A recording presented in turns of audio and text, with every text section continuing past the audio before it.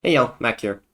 I recently have been playing around with Blight and Delirium and scaling the overall rewards through the Blightheart Scarab, which allows you to have a lot more boss spawns in your Blight. And combining this with some other scaling can cause for extremely difficult encounter, but also it can be extremely rewarding. I will go over some of the alternative methods as well if your build isn't strong enough, and all the different rewards you can get from this farming method. Alright, so the core of the strategy revolves around the Blight Scarab of the Blightheart. This turns your Blight into a rapid fire, rapid spawning encounter, and at the end of the encounter, you get one chest filled with whatever label of loot that you get. Now, when combined with the Atlas notable Blight spawn, you essentially have a rapid fire lane of Blight bosses, and this can open up some avenues for unique monster drop scaling. I do think that there is a pretty high ceiling for how much this can give, but at the same time, it's also very difficult. So the new scarabs, Titanic Scarab of Treasures and just the Titanic Scarab, are both scarabs that scale unique monster drops, and these make these bosses really difficult. If you have monster speed or anything else like that, and your build's not able to kill them fast enough, or at least freeze them or anything like that, it's going to be really hard to kill these. This is like borderline 100% deli in terms of difficulty, in my opinion. So take that as a sort of warning before you do this strategy, or at least all in on it. But I would say give it a try. It's pretty fun. Um, Nevertheless, we're getting Delirium through the Deli Orbs. Fine Deli Orbs are pretty cheap now, which is really nice. Um, and we're going to be using some other Scarabs to essentially enhance it if we can't run these Titanic Scarabs.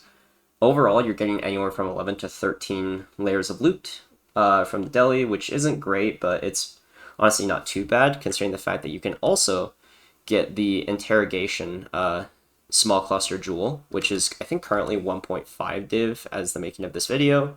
It's probably going to go down a little bit more. I know the prices have been crashing. They started out at 2.5 when I was farming this strategy, so it's a little unfortunate in that department, but I personally haven't even seen one yet, so it's a little bit rough. Um, what else you can add to this strategy, really, is Harbinger. You can add shrines to make the encounters a little bit easier, and you can run either Exarch or Eater, depending on your sort of preference, honestly. So I also really need to make it a point that getting a sort of diversified loot profile from this strategy is pretty important, because the actual Blightheart final cyst isn't actually all that rewarding unless you hit the oil or if you hit a synthesized base and get lucky. Because the actual loot that drops from it doesn't seem to scale too well. I don't know if this is intended or not, but even with that many kills, it still doesn't look that great. But nevertheless, you saw in the intro clip that if you do get an oil one, I have gotten multiple goldens in a single cyst, so you have to kind of pray on your luck for that one. But yeah, I'll run a demonstration just to show you kind of how crazy the map looks, as well as kind of how the strategy works and how much time it really takes a decent build to run it. Alright, so we are currently about 3 minutes into the map, nearing the end, and we are about to pop the Blight. So as you can see with the Blight encounter, there are going to be random sort of layouts for it. What I always like to do for these Blight encounters is I always like to build either cold towers or physical towers, or both, depending on if you're able to, and then I'll kind of sub in whatever else, because Templar, the salvage node, does give us more rewards for building different towers. I don't think this is good to like compromise your sort of ability to clear the actual Blight if you want to just spam random towers.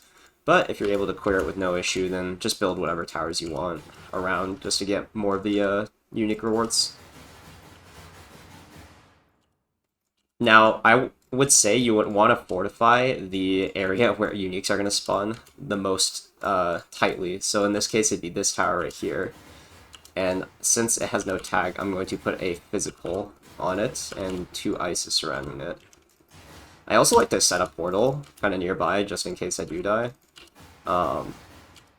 just to make sure the run back isn't bad enough to where I just brick my map.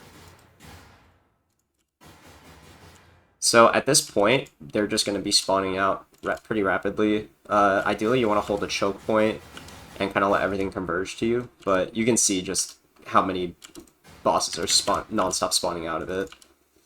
There will be sort of lapses in time if you clear fast enough where none will spawn and then start spawning again.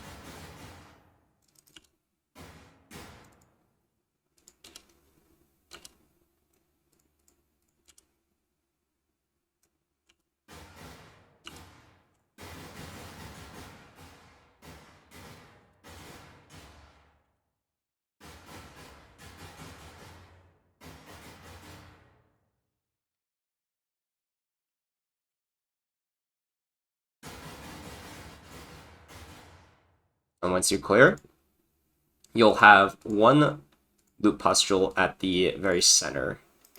And so all of these are salvaged bounties that you get from building the unique towers.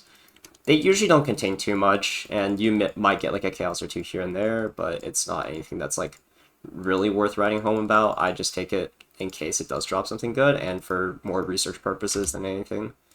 The Blight pustule itself is supposed to scale based on how many mobs you killed.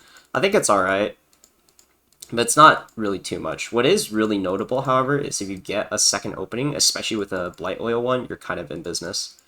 However, another really big benefit for running this mechanic this way is that it scales up your Delirium bar quite a bit, and kind of lets you stay static in doing so. I know with Abyss, it's really obnoxious trying not to kill the Spire, and it just makes the whole scenario really annoying, versus this, it helps you scale up your bar pretty quickly, and it does so by giving you this many uniques. Now again, I'm not running any Titanic Scarabs here, but if you were, you'd also be getting random rewards on the bosses, and that would scale into a lot of different type of loot, which could in turn also give you a lot more currency overall if you can do it. It is very difficult, I will have to preface again. So with this strategy, the majority of your currency is going to come from the raw currency drops from the Delirium reward. This usually comes in the form of divines as well as chaos, and you'll get a decent chunk of chaos. It might not be enough to cover your map in just terms of raw chaos. However, you get enough to where you can kind of recoup the cost. If you get a divine, it'll pay off more, obviously, and other bubblegum currency can be used either for yourself or you can bulk sell these, which is what I would recommend. And yeah, besides that, you'll also be getting a decent chunk of Harbinger currency. There's always the possibility to get fracturing orbs or fracturing shards, which are worth a pretty penny right now. I think sitting at around 5 divines, if not a little bit less. You'll also have a chance to get Blight Oils. I wouldn't say this is a consistent amount of loot. However, that is one other source of income. You can also get essences like the one you saw in the demonstration.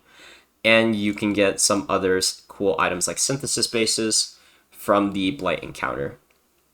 Obviously, if you're running altars, Exarch I think is most consistent. You'll get a lot more just general drops from it. Baubles being expensive makes it a little bit better as well, in my opinion. So I would honestly opt for that.